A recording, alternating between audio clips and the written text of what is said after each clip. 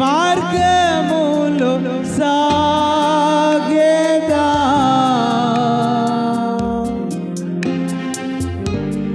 నిరసించక సాగేదా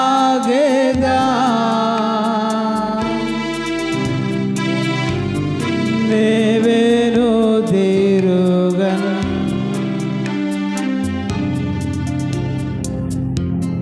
నేవేను తిరుగన్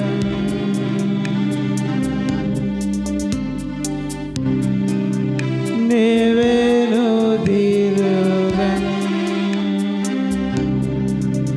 నిన్నే పూజింతును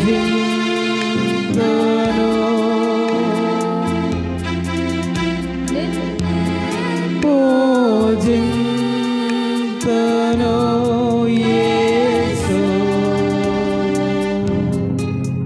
నిన్నే పూజింతును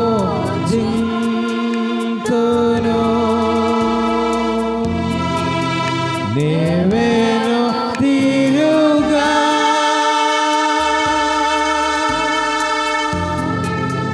నీ సన్నిధిలో మోకరించి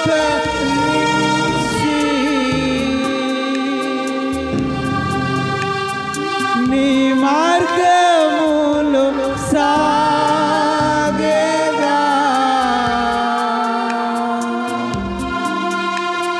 నిరసించక సాగేదా నేవేను తిరుగా నేవేను తిరుగా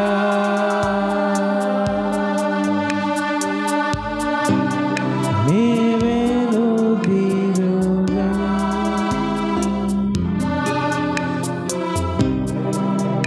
నేవేను తిరుగా. ఈరోజు ఒక ప్రత్యేకమైన దినము కదా. ఆచారము దేనికి ఉంటుందంటే మతానికి ఉంటుంది ఆచారం, మార్గానికి ఉండదు. దేవుడు ఎవరు అని వెదికే వానికే దేవుడు దొరుకుతాడు. దేవుణ్ణి ఒక మతాచారముగా ఒక మతము లెక్క ఆరాధించేవానికి దొరకడు. వాడు మతములోనే బ్రతుకుతాడు. హల్లెలూయా. ఏ మతములోనైనా అది ఆచారముగా మారినప్పుడు నా మతమే గొప్పది, నా దేవుడే గొప్పోడు అని ఒక తీవ్రవాదిగా, అంటే ఎదుటోడు మనిషి కాదు మనమే మనుషులం అన్నట్లుగా తయారు చేస్తుంది మతము. హల్లెలూయా. కనుక క్రైస్తవ్యము మతము కాదు అనేది అర్థం చేసుకోవాలి. క్రైస్తవ్యము ఒక మార్గము. ఈ మార్గము ఈ మనసులోని పుట్టాలి.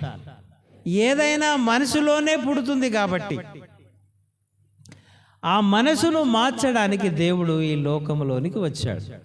నువ్వెవరివి అని అడిగితే నేను సత్యమును స్థాపించడానికి ఈ లోకములోనికి వచ్చాను అని అంటున్నాడు.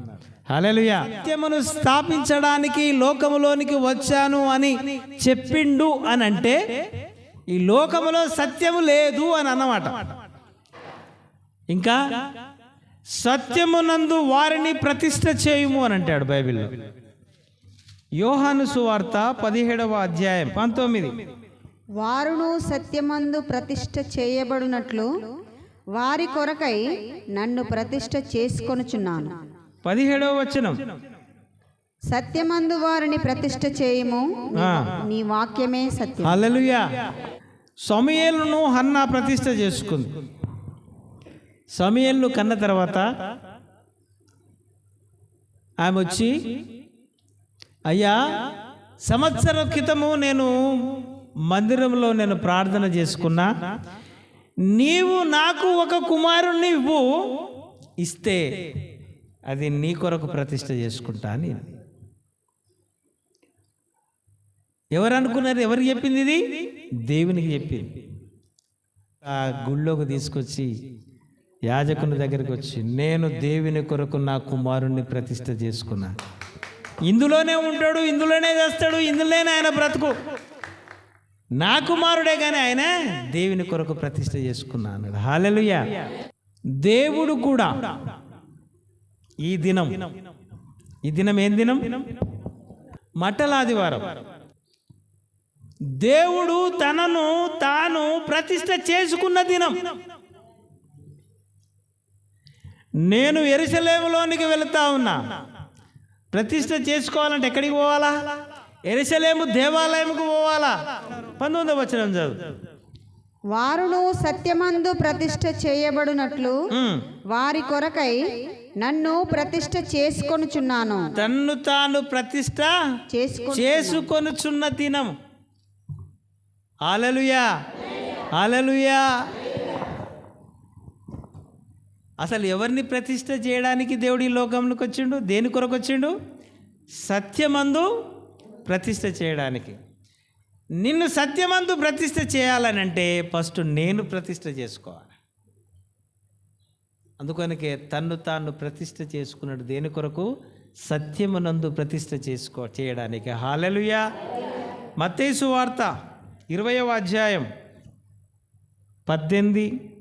ఇదిగో యెరూషలేమునకు వెళ్ళుచున్నాము, అక్కడ మనుష్య కుమారుడు ప్రధాన యాజకులకును శాస్త్రులకును అప్పగింపబడును.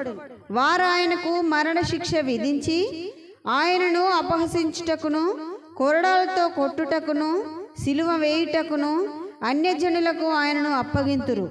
3వ దినమున ఆయన మరలా లేచును. హల్లెలూయా. నేను యెరూషలేములోనికి వెళుతున్నాను ఈ దినాన తన శిష్యులకు చెప్తా ఉన్నాడు. దేని కొరకు? తను తాను అప్పగించుకోవడానికి. హల్లెలూయా. ఈ దినము ప్రతిష్ఠిత చేసుకునే దినం. నిన్ను నీవు ప్రతిష్ఠ చేసుకోవాలి. అయ్యో మా సంఘం నన్ను ప్రోత్సహిస్తలేదు, మా పాస్టర్ నన్ను ఆదరించట్లేదు అని నీకు నువ్వే బాధపడాల్సిన అవసరం లేదు. నీకు నువ్వే ప్రతిష్ఠ చేసుకోవాలి. నీకు నువ్వే దేవుని పట్ల, దేవుని యొక్క ప్రణాళిక నీ మీద ఏముందో నీకు నువ్వే అడుక్కొని పొందాలి. హల్లెలూయా. నేనే తన్ను తాను ప్రతిష్ఠ చేసుకున్నాట. యెరూషలేములోనికి ఎక్కడికి ఎట్లా వెళ్ళిండు? గాడిద మీద పేడ. గాడిదే ఎందుకు వాడాల్సి వచ్చింది? బైబిల్ ఒక మర్మం, అంతు చిక్కదు. అది వెతికటోనికి తప్ప ఇంకోనికి దొరకదు. వాడు మతముగా ఆరాధిస్తే అది బైబిల్ ఒక మతముగానే ఉంటుంది. కానీ యెరూషలేములోనికి ఎందుకు పోతున్నాడు? తన్ను తాను ప్రతిష్ఠ చేసుకున్నాడు. హల్లెలూయా. ఎవరైతే యేసును ప్రతిష్ఠ చేసుకుంటారో వారు మాత్రమే పరలోక రాజ్యంలో ఉంటారు. హల్లెలూయా. వారికి మాత్రమే పరలోకంలో ఎంట్రెన్స్. హల్లెలూయా. నిన్ను నువ్వు ప్రతిష్ఠించుకుంటే నీవు అక్కడ దేవుని జనాంగముగా పరలోకంలో ఉంటావు. హల్లెలూయా. దేవదూతలకు నీతో సమాధానం చెప్పే రోజు అతి త్వరలో రాబోతుంది. హల్లెలూయా.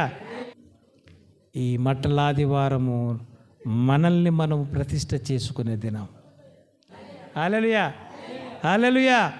దేవుడి వాక్యాన్ని దీవించి మనసులో నిలకడగాను తను వచ్చేంత వరకు విశ్వాసమును కాపాడుకునేటట్లుగా పరిశుద్ధాత్మ దేవుడు మీకు సహాయం చేయనుగాక.